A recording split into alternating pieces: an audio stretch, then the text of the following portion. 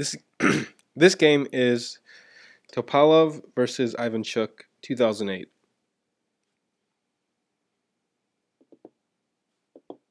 It's continuing on the theme of knights. Topalov is playing white, Ivanchuk is playing black.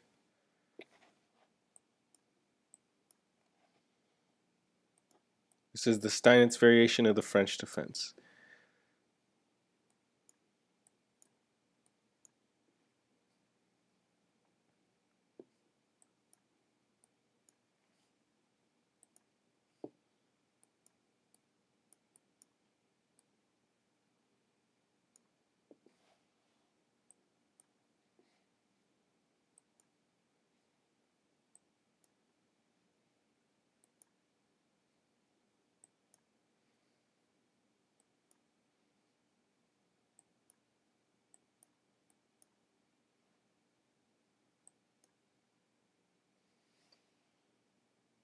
Now this knight you can see is probably coming to the c4 square, or at least threatening to.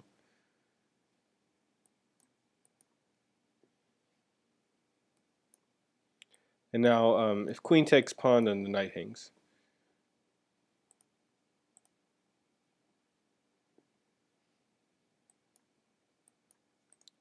This kind of stops the knight from coming to these squares, but it does create some more weaknesses on the a3 and c3 squares.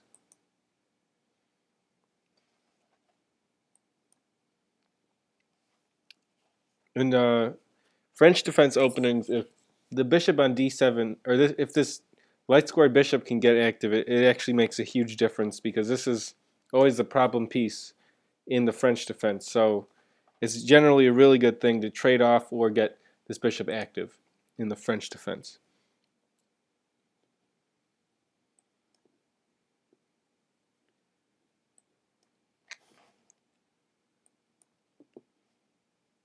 We're getting to the analysis part. I'm just going through the first part of the game. Okay, black to move. This position is better for black, but that assessment might prove somewhat surprising for those players who notice the active bishop on e2, the weak double isolated pawn on b5, and white's central kingside space advantage. However, black's not without his own perks. After all, he does have a queenside spatial plus, and white's pawns on a3 and c2 are both weak and under pressure. So why doesn't the black position inspire confidence? The knight. It's horrible, and the superiority of white's bishop doesn't seem in question. A look at that knight might well make us accept this point of view. After all, the knight's forcing its queen to do babysitting duty, because the queen is forced to defend this knight. And where, this right here. And where is the knight going to go? Both a4 and c4 are poison. And blah, that blasted stupid knight, blah, rave, finger wagging, blah. I added the blahs since anyone can whine about a problem, but few actually do anything to rectify the situation.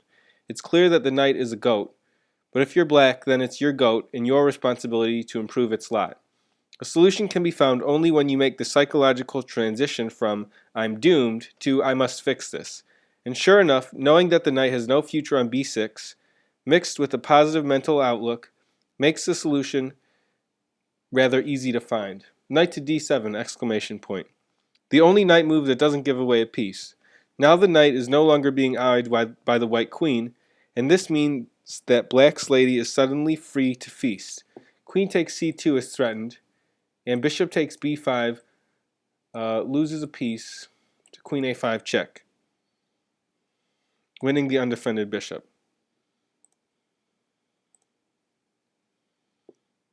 Rook a2. Ugly, but here are some other variations. Bishop d3, defending the pawn. Knight c5. Bishop e2. Now if castles instead, then black gets very active with taking the bishop and queen c3. And white has the impossible task of having to defend the pawns on d3, b3, and a3.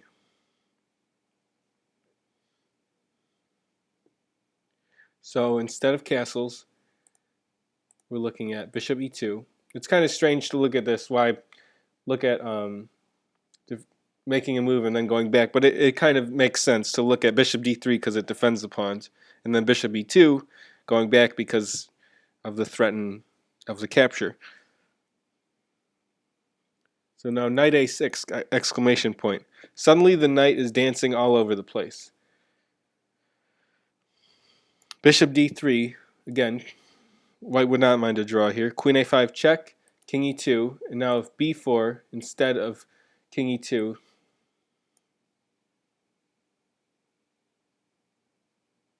then knight takes b4, exclamation point. With the pinned piece on the a file, if queen takes, then black is winning. A lot of material, so I don't know why I went through all that, but why not?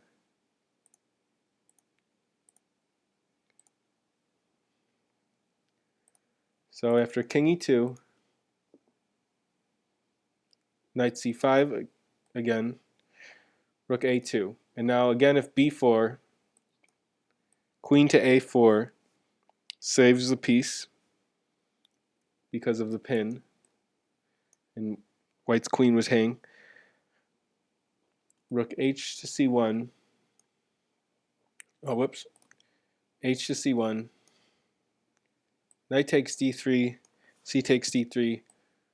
Rook c2 check. And this is an example of a nearly winning variation because black's pieces are much more active than white's pieces. And after something like takes and takes, who knows? Defending the pawn. This just does not look good for white, I think. Rook c8 and coming to c3 would be pretty strong. Looks kind of unstoppable. And maybe h6,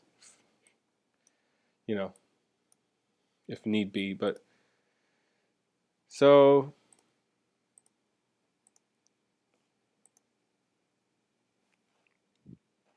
instead of b4, rook a2, trying to keep everything together, but the forecast is showing bad weather. Knight takes d3, c takes d3, rook c3, b4, queen c7, leaves no doubt about black's superiority. Once again, black is much more active and probably is a winning game here. So we've looked at all these different variations from bishop d3 to defend the pawn. But now we're going to look at the game, which was after knight d7, rook a2. And now knight to b8, exclamation point.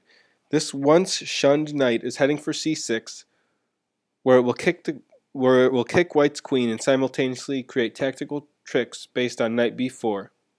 The a3 pawn is pinned. Now these types of knight maneuvering things are really useful, and when you first see them, I think they look rather strange. But they're often, in a game like this, you can see it was rather decisive. So castles, knight c6, queen to d2. And I do apologize, I'm getting over a slight cold. So keeping an eye on the b4 square, since queen d3 loses instantly to knight b4.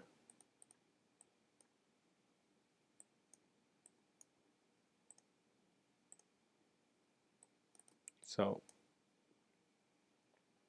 queen b6 check. An important nuance that pushes the enemy king into a corner. This means that back rank mate threats appear in some later lines, and in many endgames the king is no longer close to the center. King h1, queen a5, exclamation point. Queen takes a5, Rook takes a5. And now threats like knight b4, knight d4,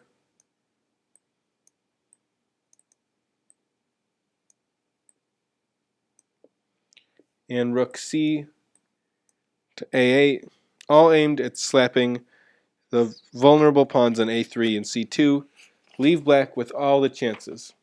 The rest of the game was hurt by time trouble, but the right guy won in the end. Rook a to a1, rook c8, so I'm just going to go through the rest of the game somewhat quickly. And just, notice another important concept is piece activity. Even when you have a good position, sometimes it's your advantage in activity is only increased by a queen trade because where you go into endgame where your advantages do not go away because of a queen trade. They just put you closer to a winning endgame.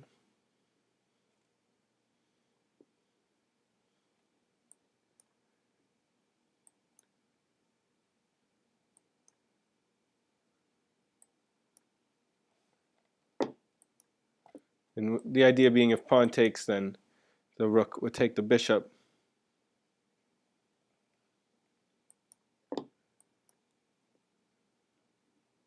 Now black played rook takes b3. I think one idea if pawn takes here was bishop here possibly. And then after this threat is taken care of, white will probably take on d5, so black didn't care for that, so black played rook takes b3.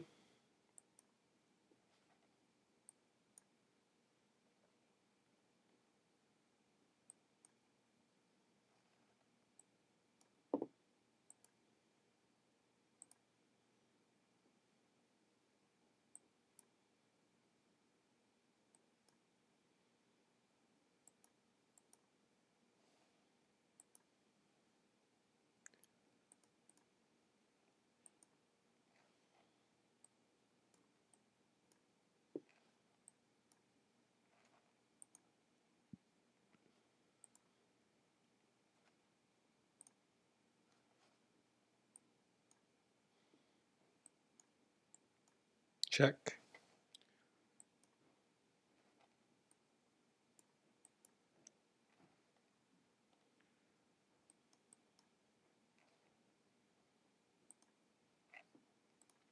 Game over.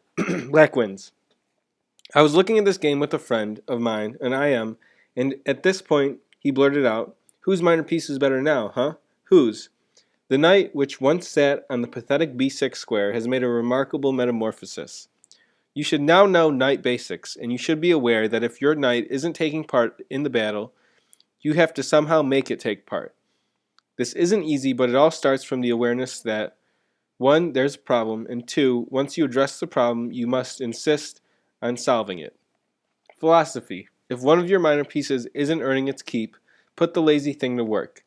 In the case of a knight, wishful thinking won't get it to that dream post. It's up to you to figure out a way to get it there."